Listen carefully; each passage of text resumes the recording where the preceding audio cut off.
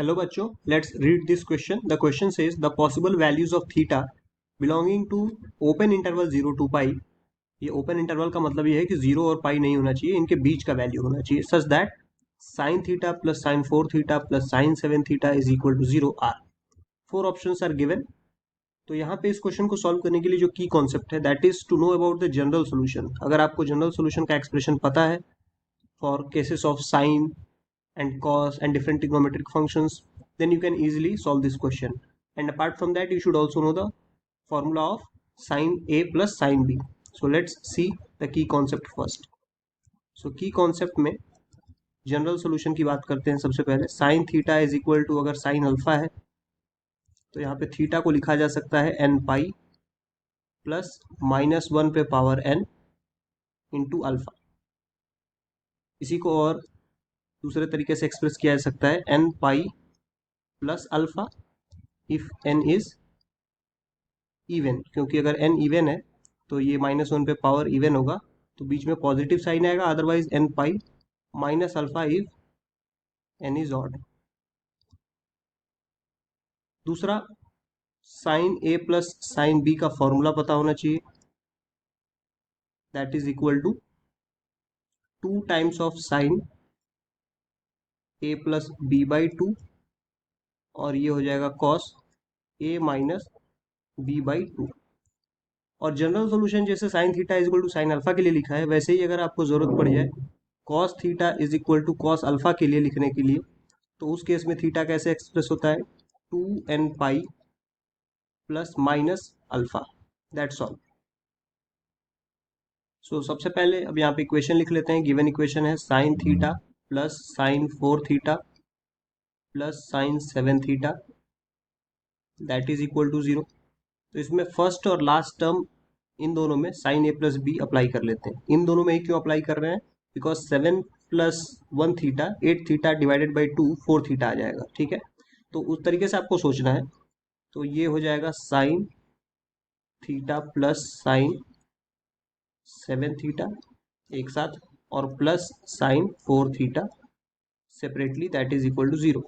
तो साइन ए plus B के फॉर्मूले के अकॉर्डिंग ये बन जाएगा 2 sine theta plus 7 theta by 2 और cos theta minus 7 theta by 2 plus sine 4 theta that is equal to 0. तो इसको और सिंप्लीफाई करके लिखते हैं.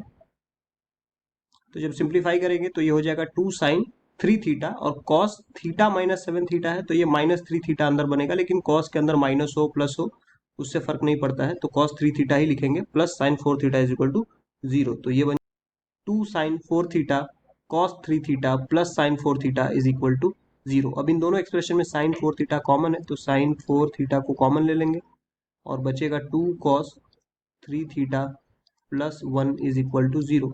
तो दो ऑप्शन है यहाँ पे, एक तो साइन 4 थीटा ये इक्वल टू 0 हो जाए और दूसरा 2 कॉस 3 थीटा प्लस 1 ये इक्वल टू 0 हो जाए.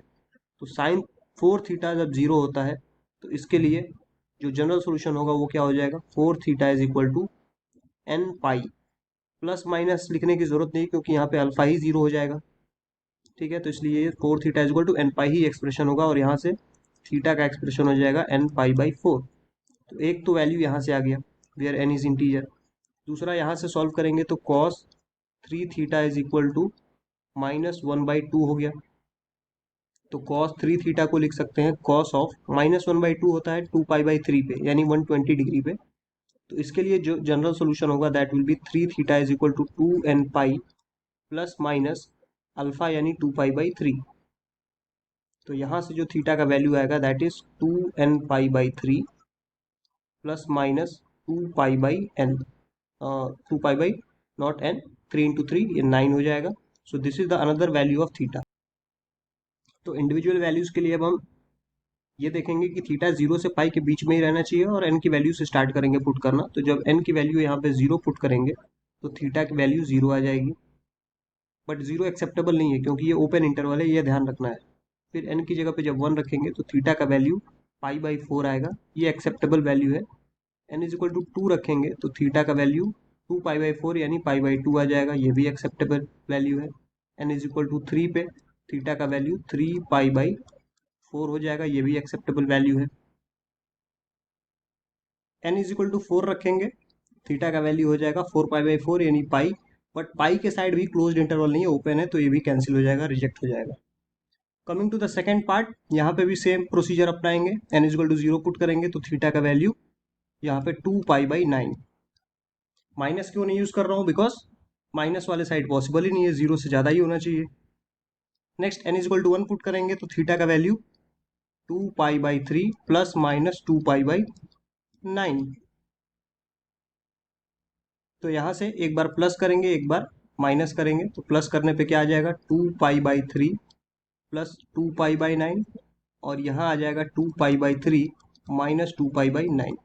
तो सिंप्लीफाई करके इसको लिख लेंगे, ये हो जाएगा एलसीएम लेने पे 9, फिर 3 इंटू 2 6 2 8π/9, और यहाँ पे हो जाएगा एलसीएम लेने पे 9, 3 इंटू 2 6 माइनस 2 4π/9। दोनों ही वैल्यूज पाई से कम है, so there is no issue at all, ये दोनों वैल्यूज क्या हो जाएंगे, एक्सेप्ट हो जाएंगे, वी कैन एक्सेप्ट इट। अब n is equal to 2 put करेंगे और सेम प्रोसीजर अप्लाई करेंगे, थीटा इज इक्वल टू ये हो जाएगा 2 इंटू 2 4 हो जाएगा, सो 4π/3 प्लस माइनस 2π/9। तो इस केस में आप देख सकते हो ये वाली वैल्यू ही पाई से ज़्यादा हो गई, तो अब उसमें प्लस करेंगे तो उससे ज़्यादा ही आएगा, और माइनस भी कर रहे हैं तो उस केस में फिर एक बार हम माइनस करके देखेंगे कि क्या उससे कम आ रहा है कि नहीं। 4π/3 माइनस 2π/9, तो जब एलसीएम लेंगे तो ये हो जाएगा 12π माइनस 2π, ये 10π/9 आ गया, ये भी पाई से ज़्यादा हो रहा है, तो ये भी एक्सेप्ट नहीं होगा, और प्लस करेंगे तो वैसे ही ज़्यादा हो जाएगा, तो ये एक्सेप्टेबल नहीं है। n इज इक्वल टू 2 पे कोई भी एक्सेप्टेबल वैल्यूज नहीं आ रही हैं। तो यहाँ पे आप देखो तो फर्स्ट केस में 1 2 3 तीन टिक मार्क्स आपको दिख रहे होंगे, तो ये तीन पॉसिबल सोल्यूशंस हैं, और यहाँ पे n इज इक्वल टू 0 के लिए चौथा सोल्यूशन है, देन दिस 8π/9 ये पांचवा सोल्यूशन, और ये 4π/9 ये sixth solution. So options check करेंगे किसमें ये 6 के 6 सोल्यूशंस आपको दिख रहे हैं, that will be the correct answer. So among the option the right option is option number 1। यहाँ पे आपको 2π/9 π/4 4π/9 π/2 3π/4 8π/9 ये सारे वैल्यूज जो हमने कैलकुलेट किए ये यहाँ पे प्रेजेंट हैं। So I hope you understood this well. Thank you and best of luck.